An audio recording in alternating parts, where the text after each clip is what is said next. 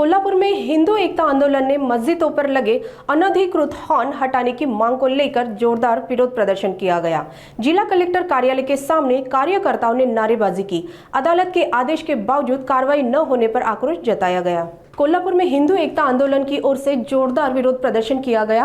कार्यकर्ताओं ने मस्जिदों पर लगे अनधिकृत हॉर्न हटाने की मांग की और जिला कलेक्टर कार्यालय के सामने नारेबाजी की। उच्च न्यायालय ने स्पष्ट आदेश दिया था कि यदि धार्मिक स्थलों पर शोरगुल हो रहा है तो वहां लगे अनधिकृत हॉर्न जब्त किए जाए, लेकिन शिकायतें दर्ज होने के बावजूद प्रशासन की ओर से कोई ठोस कार्रवाई नहीं की गई। इसी के चलते हिंदू एकता आंदोलन ने आक्रामक रुख अपनाकर और सड़कों पर उतरकर विरोध प्रदर्शन किया गया।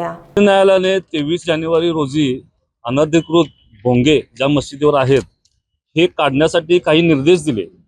या निर्देशानुसार उच्च न्यायालयाने हे सुद्धा सांगितलं होतं की नागरिकांनी तक्रारी कराव्यात।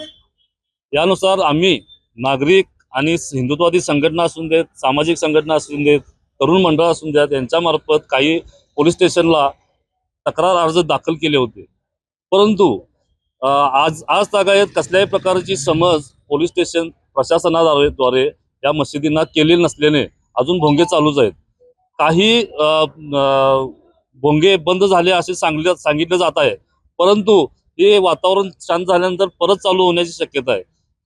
जर प्रशासन आणि पोलीस उच्च न्यायालयाचा आदेश सुद्धा मानत नसतील तर हा उच्च न्यायालयाचा अवमान सुद्धा ठरू शकतो।